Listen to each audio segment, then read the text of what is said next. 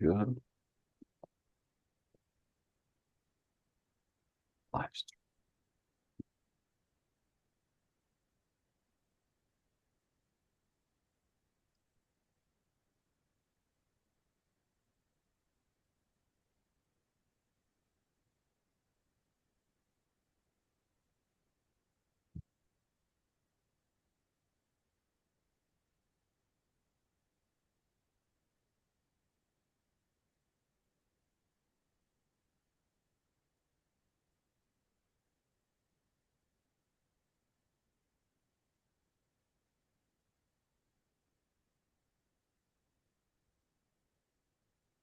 Rising numbers of battery fires and the coming green energy breakdown.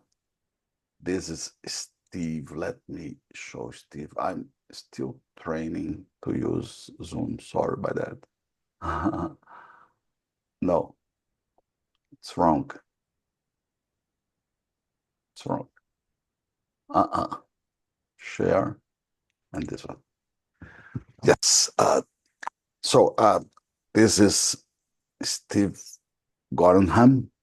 See that Steve has a book with over 100,000 copies in print. It's impressive. It's a very big number. Good evening, Steve. Good afternoon. How are you doing? Hello. Hello, Armando. Doing well. Great to join you again. Fantastic. Sorry, I'm not using Zoom for a very long time, so I'm still learning, but it's okay. Steve, some studies show that the number of natural disasters the number is decreasing globally, but other studies say exactly the opposite. How can we know the truth about this, Steve? I know that you Yeah, have some well, slides. Please ask to me to put slides here, okay? yeah, you can put up the first one if you want, but let me read Oh, this quote first. The World Meteorological Organization really has something to say. I'm going to quote from them. Quote, the number of weather, whoop, now I can't see here. Take that down for a moment. yeah. Take that down for a moment. The number of weather, climate, and water extremes are increasing and will become more frequent and severe in many parts of the world as a result of climate change. So you can put up the slide. That is the prevailing point of view. This one. Mhm. This one. And there's a picture of one of their recent reports. And then if you move on to the second slide, but this is the prevailing point of view, but there are, oh, I need to have you pulled out down again. I can't see for some reason on my screen. Oh, yeah. Uh, Pull that slide down, pull your slides down again if you would. yeah, sure. Let me do. No, let me do this again. Yeah. Sorry about that. Sure. So No, sorry, it's uh, th my fault.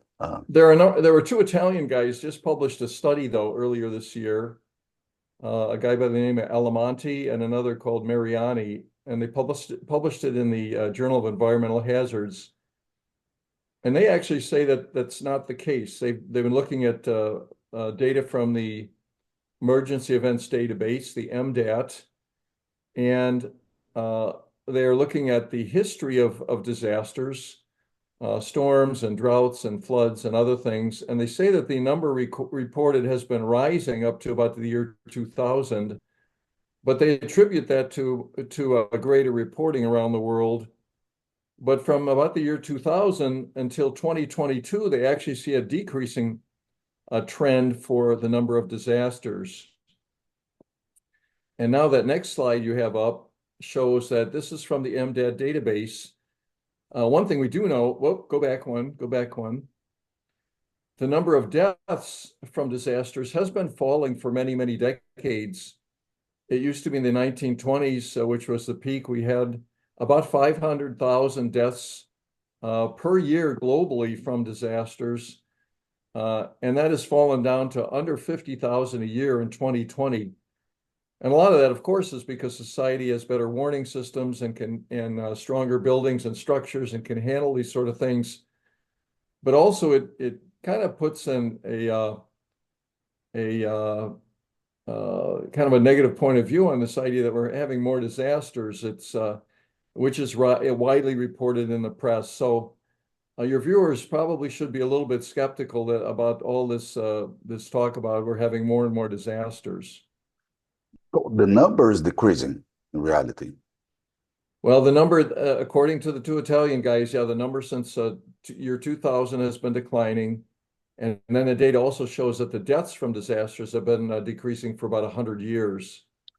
But there are people that say exactly the opposite. I mean, alarmists. I mean, International Energy Agency. Yeah, They say exactly the opposite. So they do.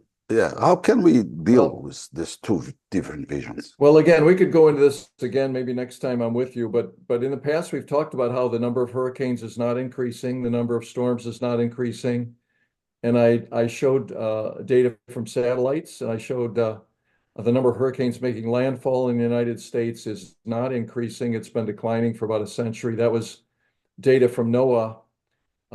Droughts and floods as well in many places. Really, if you look back in history with proper data, it doesn't show that we're having more of those.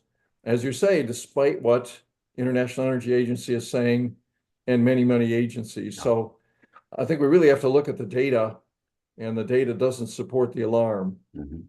Because let's see, Al Gore, Greta Thunberg, and Yeah. Fatih Birol, they are lying. Well, I don't know if that I don't know what's in their heart. I usually just say that the data doesn't show it, and they Uh-huh. react to a lot of things being published and without looking at the data. So I'm not going to go as far as say they're lying. I just say that the science and the data does not Uh-huh. support the position. Mhm. Yeah, yeah.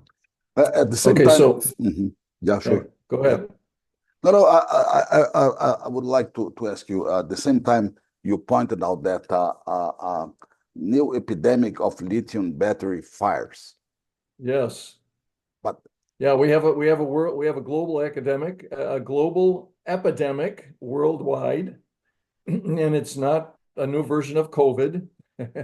It's battery fires. We are having battery fires on the road with vehicles, in factories, in storage rooms, everything all around the world, and it is becoming an epidemic. Let's see. Why don't you put up the next slide and see which one I've got there.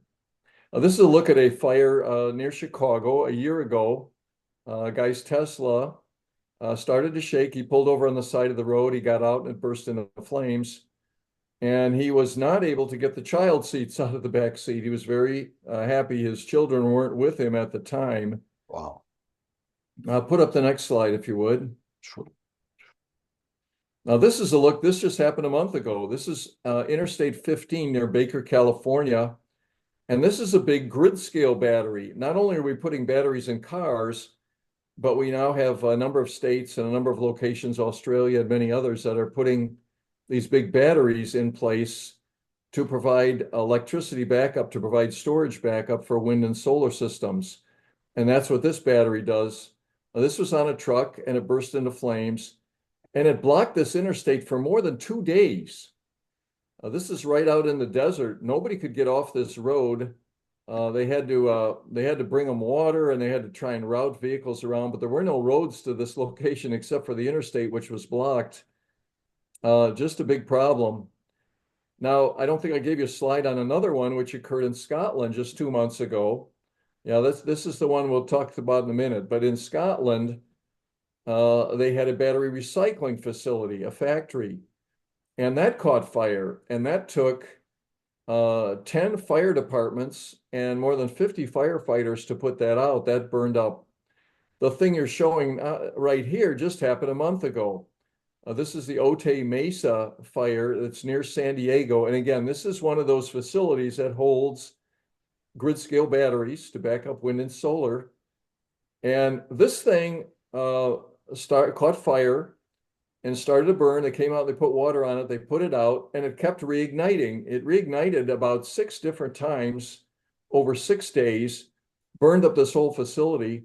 One of the problems with trying to stop these fires is when you pour water on the storage unit that's burning, If you get the battery next to it wet, then it's more prone to ignite as well. There have been fires in the past in Chicago, in California, Moss Landing, for example, when they get water from the rain that comes in and affects the batteries, it makes them prone to burning up. So this is a big problem. This facility, I forgot the name of it, in 2020 was the biggest in the world. And now after 3 years, it has caught fire and burned up. So, Oh, I'm kind of wondering who's insuring these things. yeah. They tend to go up. They tend to go up after 2 or 3 years, and I think it's going to be very tough to insure these pretty soon. Now, San Diego also has another project to put one of these battery storage facilities near populated areas. This one here is out in the desert, and the citizens are pushing back. They're saying, "Hey, we don't want this. This is a big problem." And by the way, these not only burn, but they give off toxic gases as well. They're Mhm. around this storage facility. They had to evacuate people, or they had to say you have to remain in your house. You can't go outside because the air will be foul. But the and you can pop up the next slide if you want.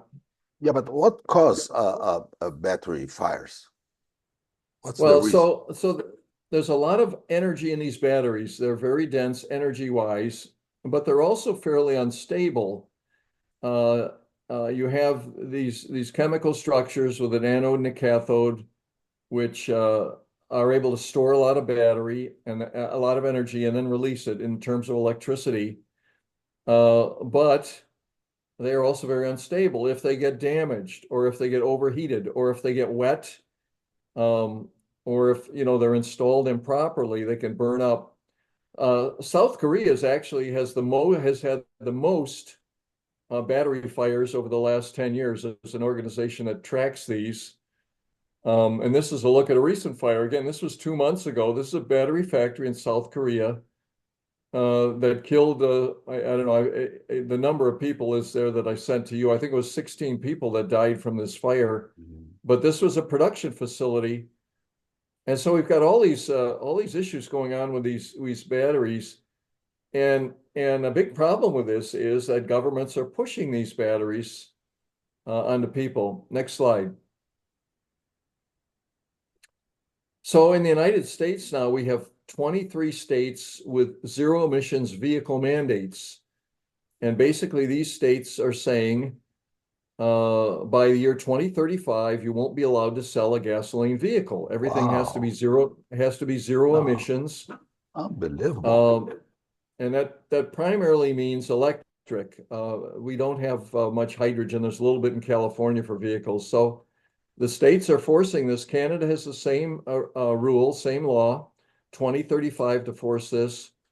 Europe has had that law in place as well, but I think they're stepping back, that there's a lot of pushback against this because the people aren't buying electric vehicles right now. But one of the big problems is we have governments forcing this. But you see that's Next, possible? You see that's yeah, go possible ahead. to you see that's possible to Well, fit this target? yeah, I think people are going to push back. That's what Green Breakdown is about. People are not going to stand for this. Now, this next slide shows that we also have utilities in many states. I think it's about 23 now in the US as well, that have zero electric power mandates by 2050. And they're shown on the map here. And the goal is to force the adoption of wind and solar. But problem is when you want to go to 100% net zero, you have to get rid of your coal and your natural gas and your nuclear plants. In some cases, some of the nuclear are closing, but at least the coal and natural gas, which is still 59% of US electricity. And so you have to start putting in these batteries to back them up. And so these things, the EV mandates for zero emissions vehicles and the net zero electric thing are driving this push to put in batteries. And we've seen fires in a lot of places, California in particular, New York, other states, because again, these things are not very stable and they tend to go up. But is applied for EVs, battery storage, but not for bicycles, for instance. Well, that's the next thing. Now, these aren't mandates. I think you've got the next slide. Oops. Oh no, well this one, I want to talk about the cost of these batteries for one thing. These are a very poor, a very costly thing for long-term storage. So if you put in a utility scale solar system for electricity, and then you want to back up that solar system with batteries for one day, for 24 hours, it costs 9 times the price of the solar system in terms of battery prices. Mhm. And then the batteries only last about 12 years, where the solar system will last something like 23 or 25 years. So a grid scale batteries require to back up a solar or a wind system require much more than 10 times as much as the solar cost itself. Nevertheless, we have California, New York, other states pushing forward with these. Just poor economics, and the citizens, if they let this continue, are going to have to pay for all of this. The amount of batteries that will be needed for the next 10 years, for instance, is a huge quantity. Well, it'd be very, very large if they go to all wind and solar. Right now, it's very small. And batteries can be effective for short-term storage. You know, if you want to smooth out uh, a power that you have and demand that you have in your system, they can be good. But as soon as you start doing a day or longer, it gets very, very expensive, and that's what the utilities are seeing. Are they trying to replace natural gas that's used for backup systems with batteries? That's the Yeah, logic. well, that's what the green movement wants to do: replace gas, replace coal. We still in the United States have about 16% of our electricity comes from coal, about 44% from natural gas. And by the way, around the world, coal is still the biggest source of electricity globally. 35% of all electricity is produced by coal. Not that much in the US, probably not that much in Brazil. I know you're very big on hydropower down Yes, there, which is great. more than That's a good 70%. resource. Yeah. But if you go to China and India and Indonesia and Turkey and many other places, South Germany, Africa, well, yeah, Germany is still producing a lot with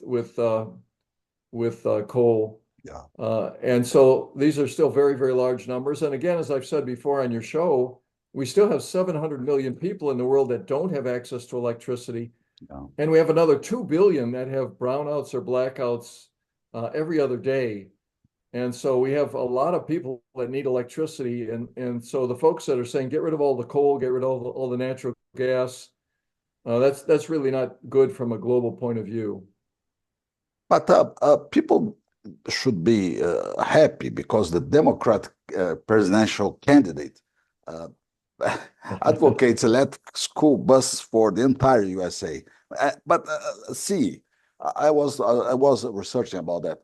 Yeah. DHL, FedEx, UPS, Amazon, they are using electrical vehicles for a long time, more than 1 decade.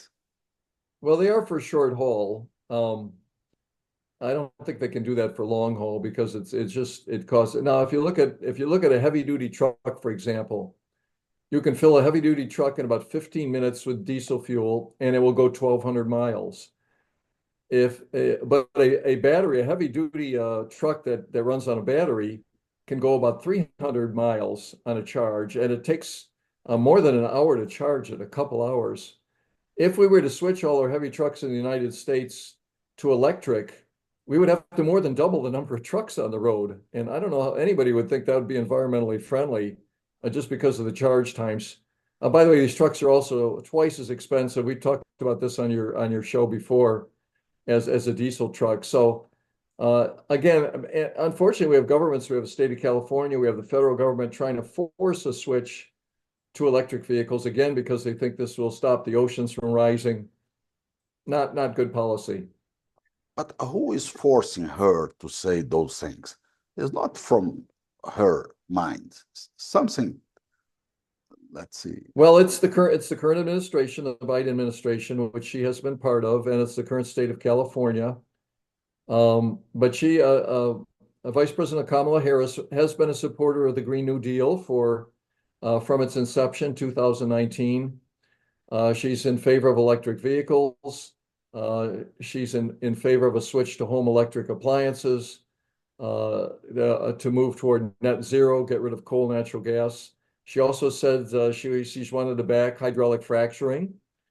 And today, about 70 or 80% of the gas and oil in the United States uses hydraulic fracking.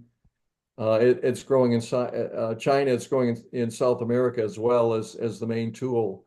And there's even people that are talking about doing a geothermal electricity using fracking, because you can go down and create fields far under the earth using fracking for geothermal. So it's a technology that's going to stay. But she has now, as I understand, stepped back from the idea that we should ban fracking. But we'll just have to see. Yeah.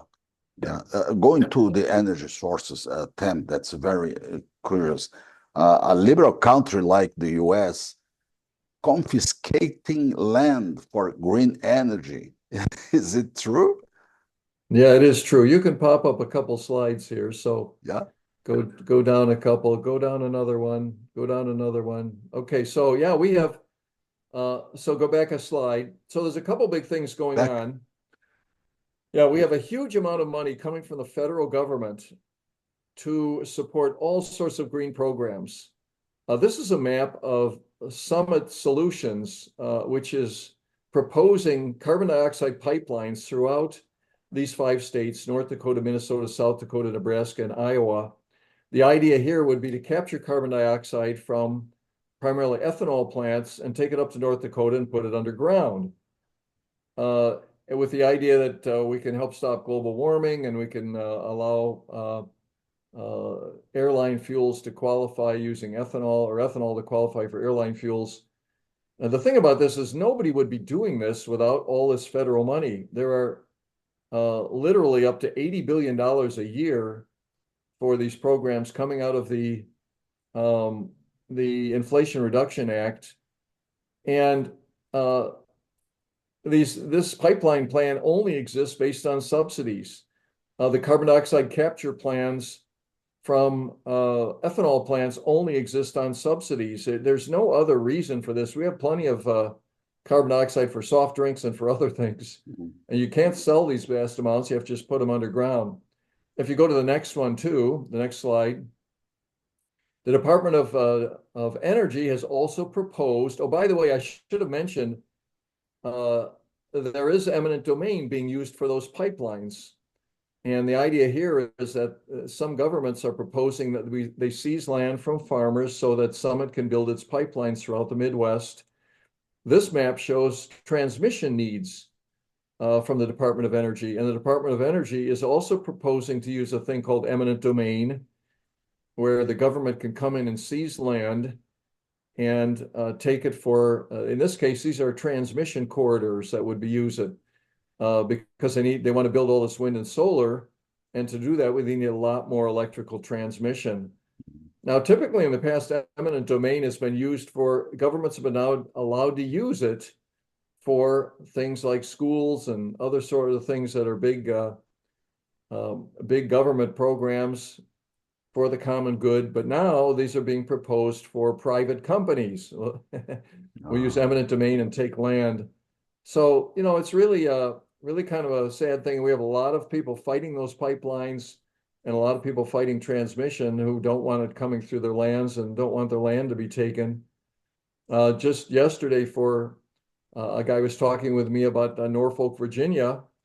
The government wants to take a funeral home's land to put a big transmission line through there for offshore wind. So, green energy has to take your land along with all the other things that it's trying to do. Yeah, interesting. Are we going closer to a renewable energy failure, a collapse? Well, I think so. There's many sorts of things that are showing that. I think these vehicle fires are an example. The city of San Diego, with that big fire they had at the grid scale facility, is now saying, "Oh, we want to put a halt on these things, on these batteries." We have pushback in Europe. New conservative parties in Europe are saying, "Hey, we don't want to impose on the farmers that they have to shrink their dairy herds, or they have to stop using nitrogen fertilizer because that emits greenhouse gases." We have a lot of opposition to offshore wind in the United States. We just had some wind turbines break up near Massachusetts and litter the beaches with all these fragments of fiberglass wind turbine blades, and the people there are not very happy about that. And by the way, these use tremendous amounts of areas. If we were to convert to wind and solar, today it's about 14–15%. If we were to go up to 50%, there was a study by Princeton University that would say we would need more than 200,000 square miles of additional land that would have to be taken over by wind and solar to do this. And so people they're not going to allow this. We have a rising tide of people saying, hey, we don't want these energy systems towering over our homes or in the yard next door. And so I think there is a pretty big pushback coming. Yeah, with intermittence at the same time. So we need to have backup, and backup costs a lot of money to maintain, to keep it working. Yeah, interesting. Steve, let's go into our the end of our conversation today. Could you please show your books if you are with them? Go down one more slide. Oh yeah, okay. And that's my latest, Green Breakdown: The Coming Renewable Energy Failure. They can get it from my website, Steve Goreham, GOREHAM.com, along with all the rest of my books.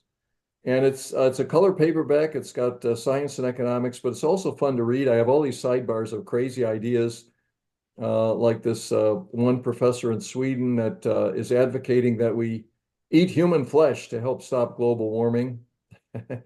And after his lecture, he actually polls the audience to see how many would be willing to try human flesh. But so there are all kinds of crazy things in the book, and it's a lot of fun. But I also have some other books, The Mad World of Climatism, which would be great if you have children in 8th grade up to high school. It gives them a more balanced view of the real facts about climate change. They're getting a lot of stuff that's very one-sided in school today. Mm-hmm. Mm-hmm.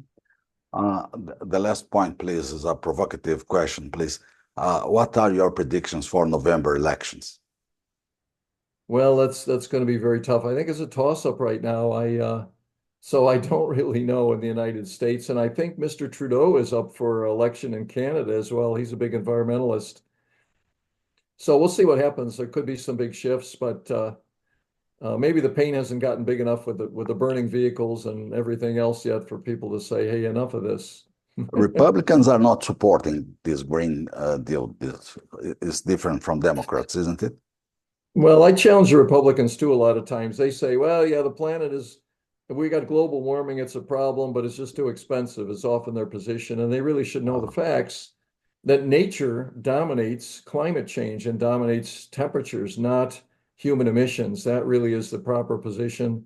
And adaptation is what countries should be doing. They should be adapting, not trying to stop the oceans from rising by putting in wind turbines. That's not going to happen. Yeah, I got it. Yeah. Thank you so much. This nice conversation. 30 minutes, very interesting conversation. Thank you, Armando. Thank you. Have a great day. You too.